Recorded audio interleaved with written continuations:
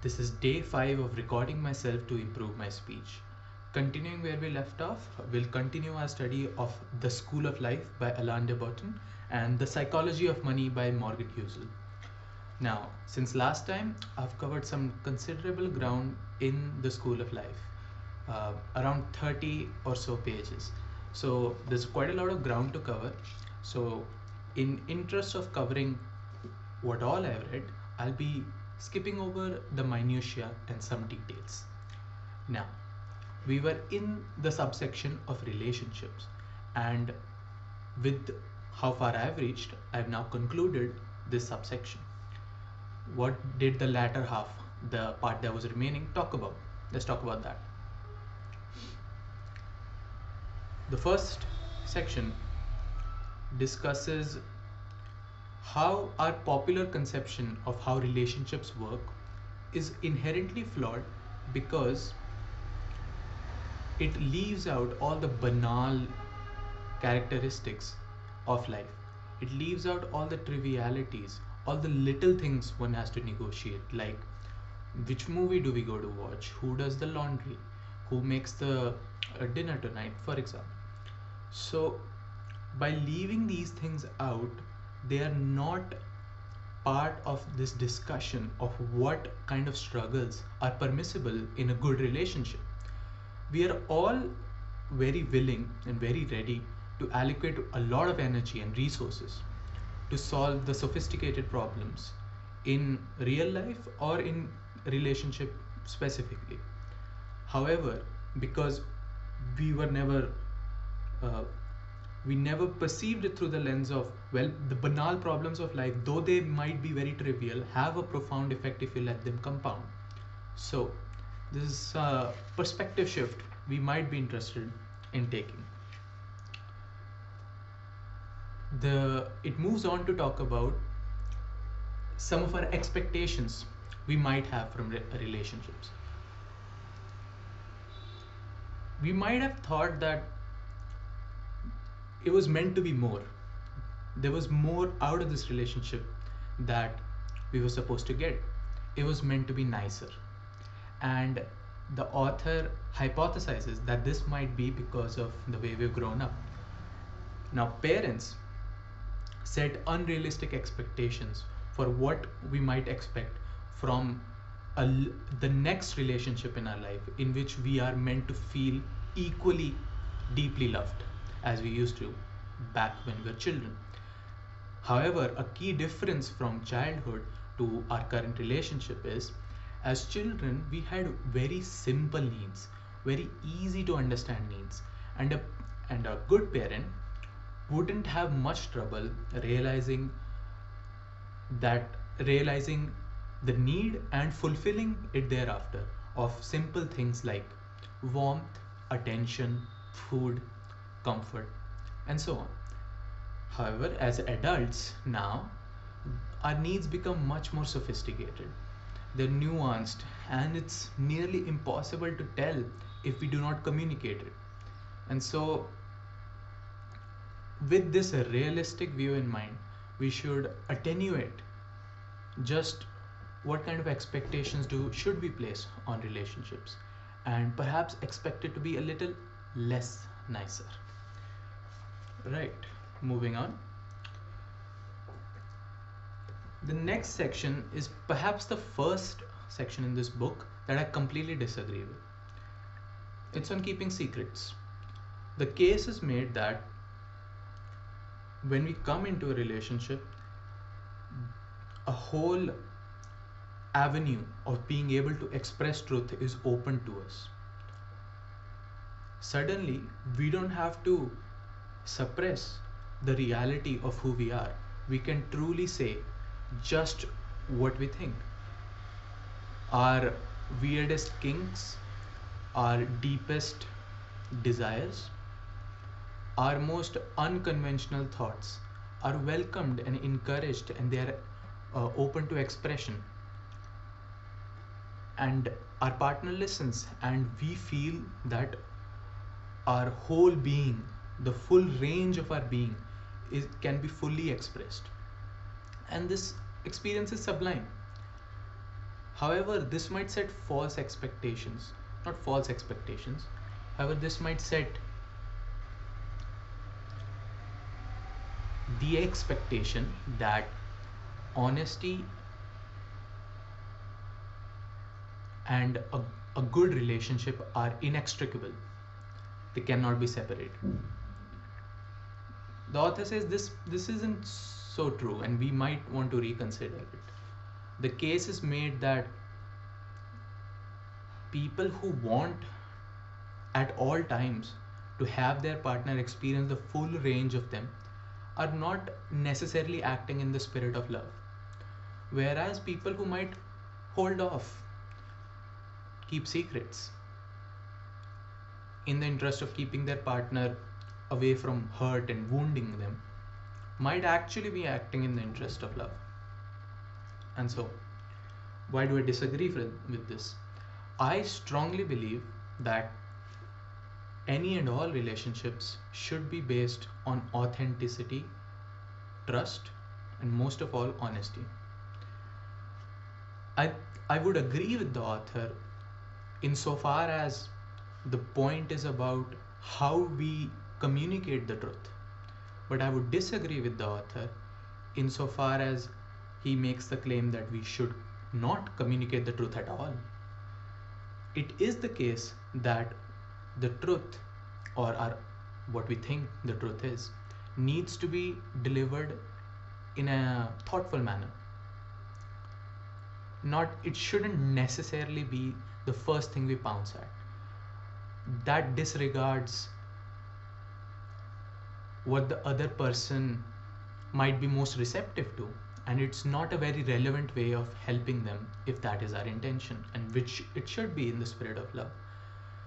And so we might have a discussion on how to do it, when to do it, but the discussion never should be if we should do it at all. A relationship based on who you are is definitely better than a relationship based on who you aren't. And so when it comes to secrets,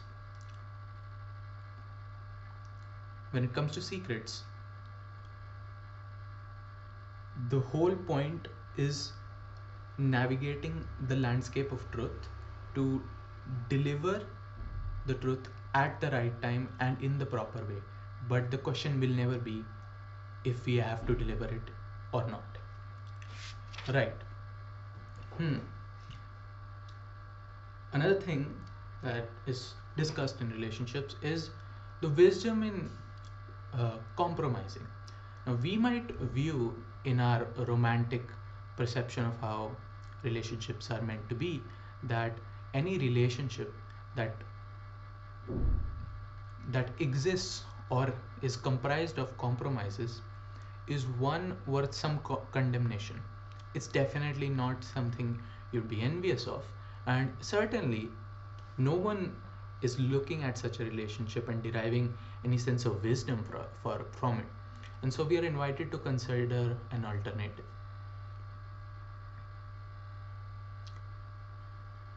Compromises might be an indication that someone is at the vanguard of just understanding what it takes to sustain long-term relationships, and someone staunchly against making any compromise in a relationship might just be a little too set in their ways and further away from understanding just what long-term being with someone requires. It reminds me of a discussion I had with a person I know a while back, where we discussed around the same issue, and I couldn't make the case very strongly back then. I wonder what my thoughts are on it right now. I do think that since being in a long-term relationship and still basing it on honesty means you have to express the full force of you, the full range of you to a person, and therefore that might be it very likely will require some amount of compromise. And so there is great wisdom in realizing that we could trade off some of we can trade off something not as valuable in the form of a compromise in order to gain the long term happiness, companionship, and support of a person in their entirety.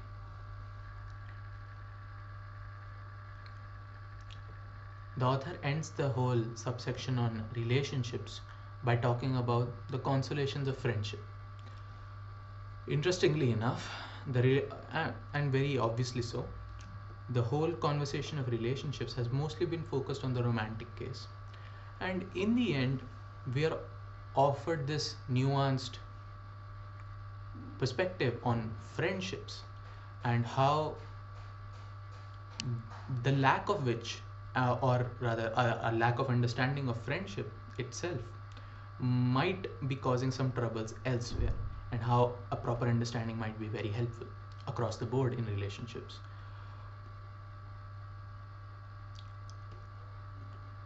Non intuitively,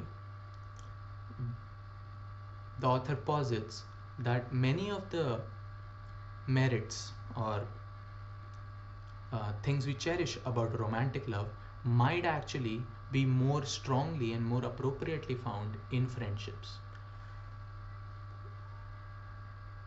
We have this modern conception of the friend zone.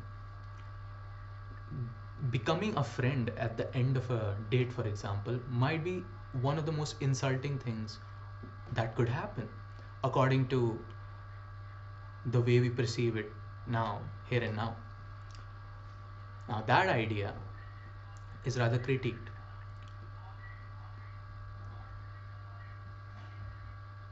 The fact that we perceive it to be an insult is should tell us about just how skewed, how ill informed and maladaptive our ideas of friendship have really become. Friendship really isn't a bond of convenience or a person you have conversations with from time to time and they're pleasant and so on. No, it's an invitation to be vulnerable, to up punch, as I like to say, others, to uplift them, empower them, and to bear the tragedy and suffering of life with someone. Let me get my thoughts together here. Yes. Reading this part reminded me of a quote from Nietzsche, where he talks about how marriages fall apart not because of a lack of love, but because of a lack of friendship. And I think this neatly ties together the ideas that are discussed in this section, in this subsection of relationships. We might do very well in all our relationships by taking friendship very seriously.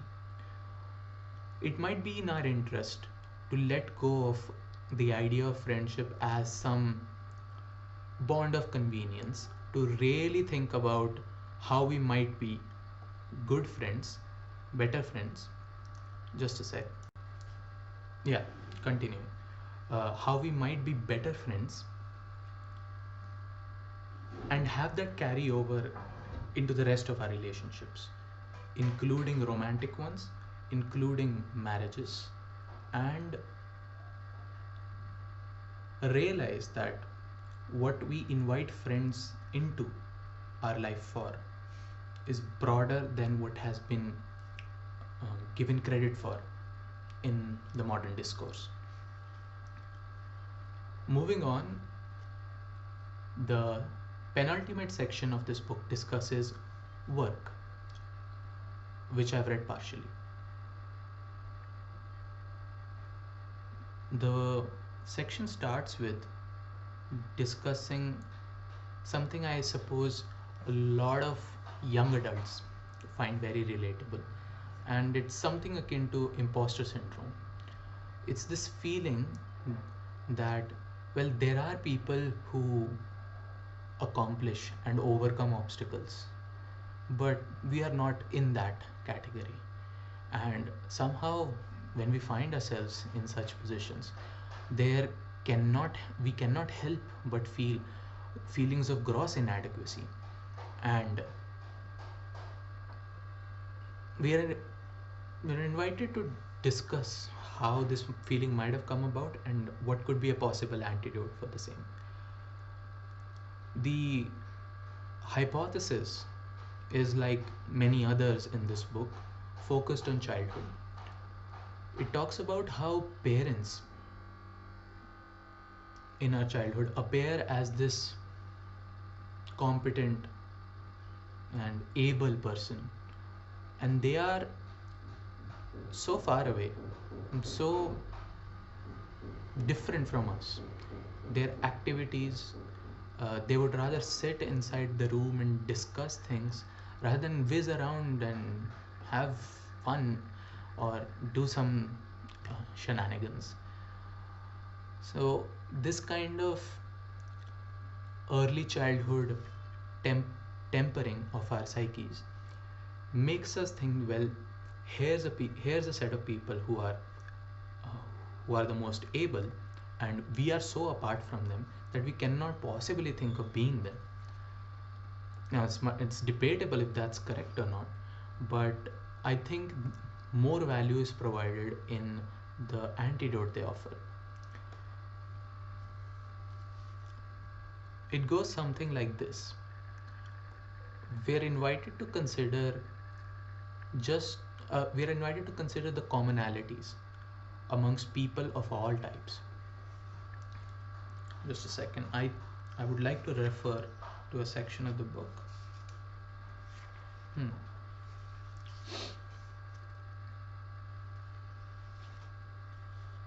Yes.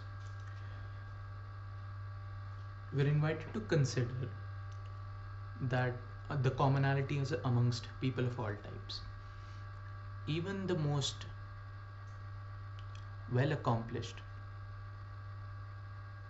respectable people, people who we feel are the in that competent set, or out of which we are not a part of, even they are full of self doubt, of inner conflicts, of many other maladies that ache us all. The only thing is, or the only difference is, we know everything about ourselves, and we only know the parts of people that they present. We only have access to a very well edited version of everyone who is not us. So, imposter syndrome isn't a comment on actual ability, it's our failure to imagine just how common everyone might be, just how many commonalities everyone might have. A very coarse quote from Montaigne, the French philosopher, I believe, is given, and it says, let me see. Hmm.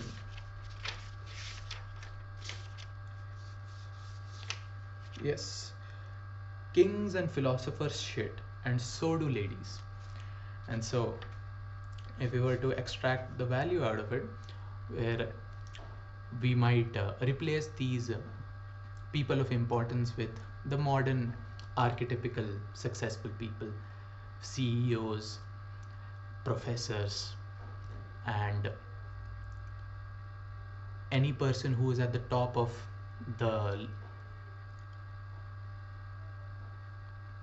the evaluation hierarchy we've made for ourselves. also worries, also has these self doubts. And so, if they can be who they are, why can't we?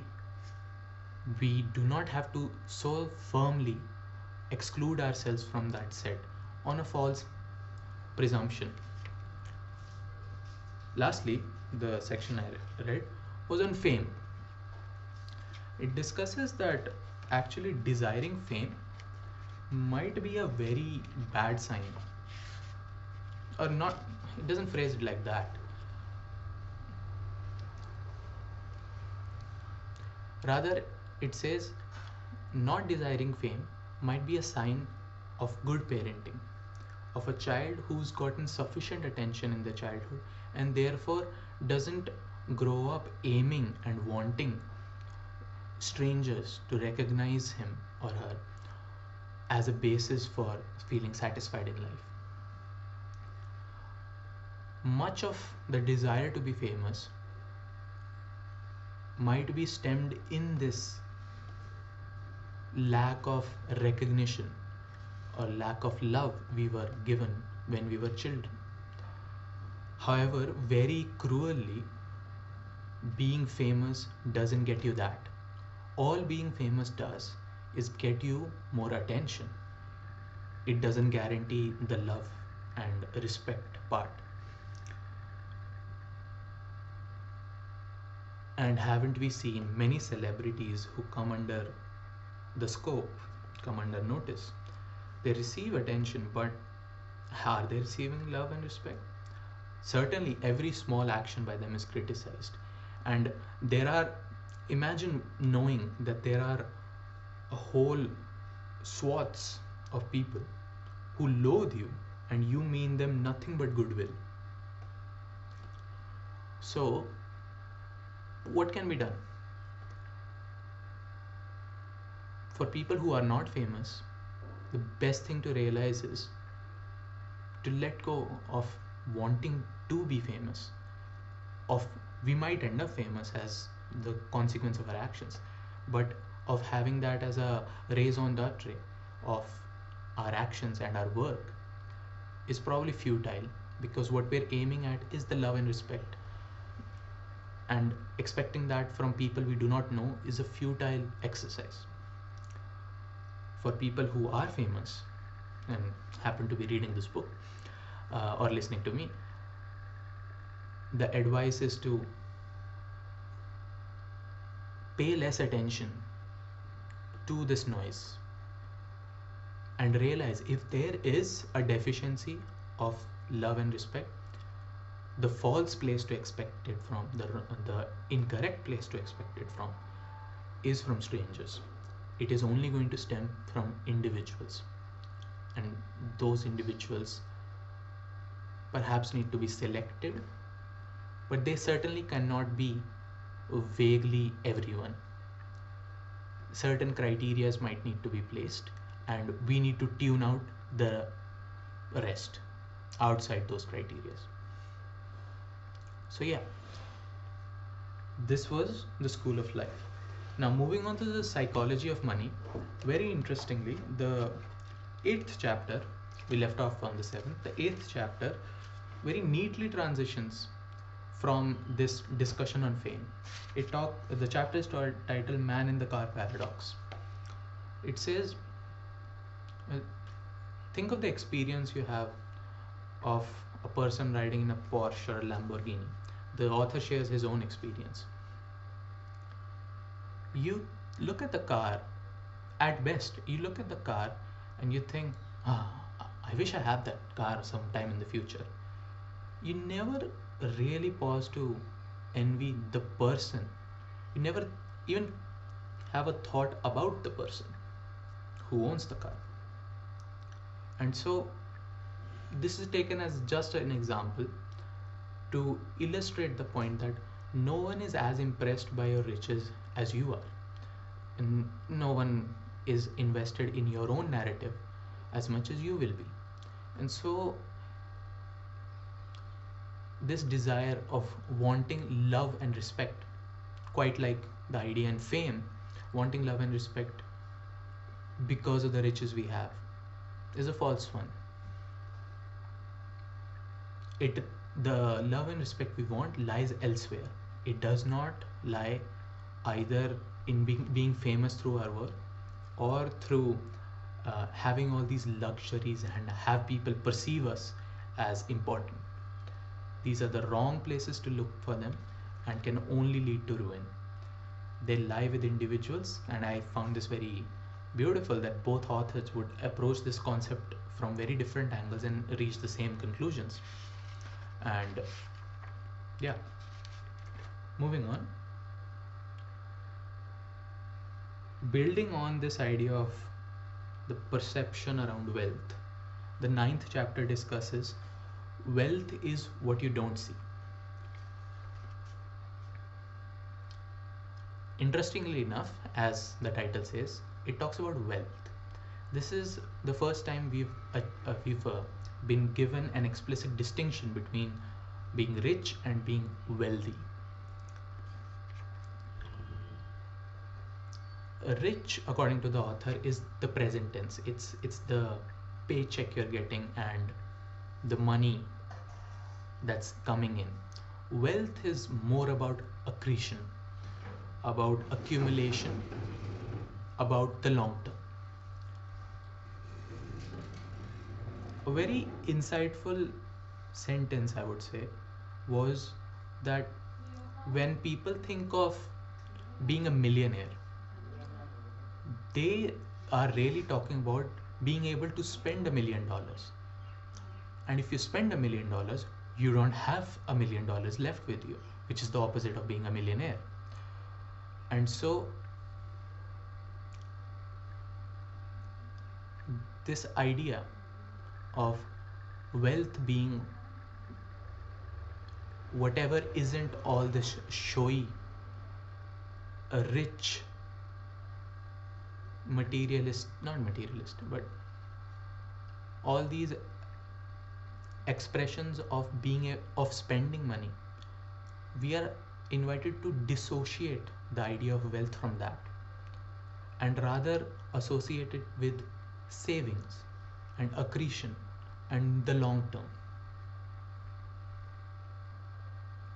Different points are made to encourage us on why this might be a very good strategy, which conveniently leads on to the next chapter, which is on saving money.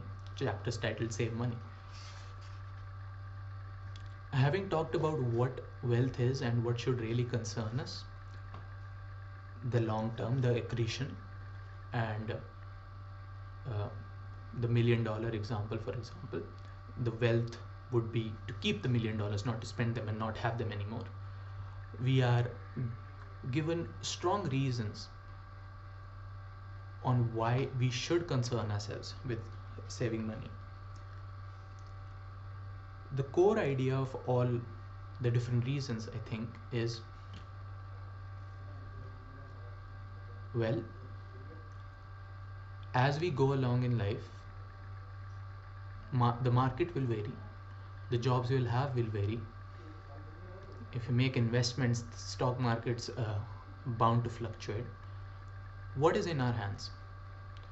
What's in our hands is how much we save, how spendthrift we are or are not, and